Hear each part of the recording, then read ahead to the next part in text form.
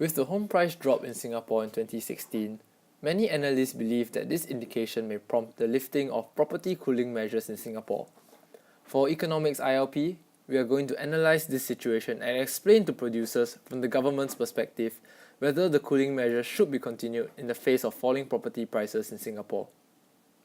Property cooling measures are policies that diminish the chances of a property bubble occurring, implemented in early 2009 to regulate the market. As defined by Investopedia.com, a property bubble is a speculative bubble fueled by demand, speculation, and exuberance, leading to a run-up in property prices. Property bubbles usually start with an increase in demand due to speculation, and since the price elasticity supply of property is less than 1 due to its long production period, there will be a more than proportionate increase in price. If the bubble is left to expand, it may eventually pop, resulting in the property market crashing. A few examples of property cooling measures in Singapore include the seller stamp duty and the additional buyer stamp duty. These new rules aim to curb continued upward pressure on the residential property prices, which are driven by low interest rates and rapid credit growth. So why were there cooling measures in the first place?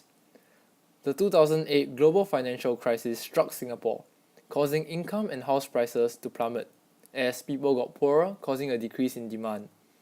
This decrease in demand caused the equilibrium price to decrease. Afterwards, in 2009, the global economy and thus property market started to recover, leading to an influx of buyers entering the market, seeking to earn a profit through investment in property. This caused a sharp increase in property prices due to the increase in demand, causing equilibrium price to increase and thus the start of a property bubble.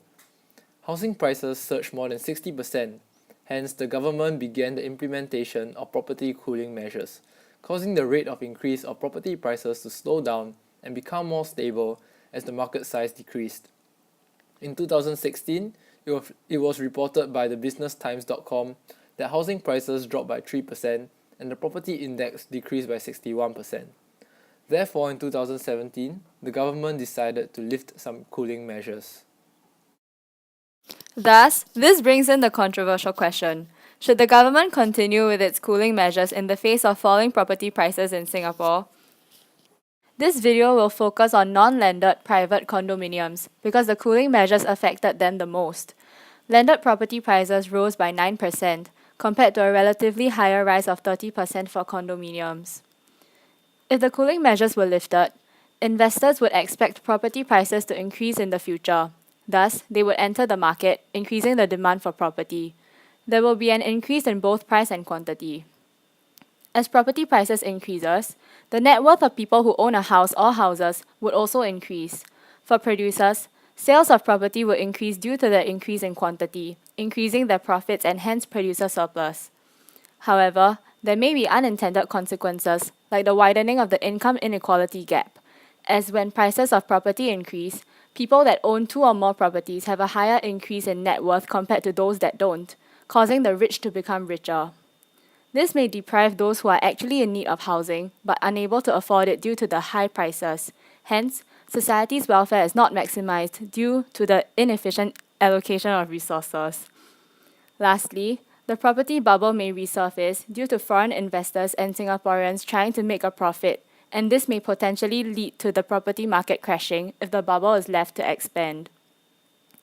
While if they were continued, people are discouraged from buying property, further reducing its demand, causing a further decrease in price and quantity. The current climate of low interest rates, both globally and locally, is likely to persist for some time and will continue to spur demand in the property market, thus pushing up prices beyond sustainable levels. It will prevent the skyrocketing of property prices since the measures prevent foreign and local investors from purchasing property solely for the sake of investment. Hence, property prices will be stabilized or even continue to fall, ensuring that the limited land in Singapore can be properly distributed, such that every Singaporean will be able to afford a house to stay in. However, unintended consequences include a deadweight loss when demand is decreased. Many consumers will have a decrease in net worth and be trapped in negative equity, whereby the value of the house falls so much that it is less than the price they paid for. This awareness of negative equity discourages people from borrowing and encourages them to save instead, causing the market to slow down. Hence, property developers and investors will have a lower profit, causing them to decrease supply, unable to meet the growing population of Singapore. So what is the verdict? Lifting the cooling measures will definitely benefit producers in the short run due to the sharp jump in prices that will follow. However, this is not a feasible solution as it puts those who are not as wealthy at a disadvantage. Furthermore, this may cause a property bubble in the long run, causing a market crash which would be very detrimental towards the economy, producers and consumers, both of which are not favourable circumstances and does not maximise society's welfare. Continuing the cooling measures will also cause the net worth of people and profits of producers to decrease. Hence, what we should do to curb the falling prices without incurring a deadweight loss is to adapt to the situation, in which case the best way would be to remove some of the cooling measures to allow prices and quantity of the property market to gradually increase, leading to an economic growth as well as the increase in consumer and producer surplus without compromising society's welfare. Of course, all analysis is under the assumption of ceteris paribus, as in practice, many other determinants may affect both demand and supply and change at the same time. For instance, if there is another global financial crisis, the market will crash once again, and it may affect expectations of consumers and producers, thus the demand for property may decrease, since people have to cut down on expenditure to save up for the future. So to conclude, the government should continue with cooling measures while removing some of them so as to maximize society's welfare. All this assuming ceteris paribus.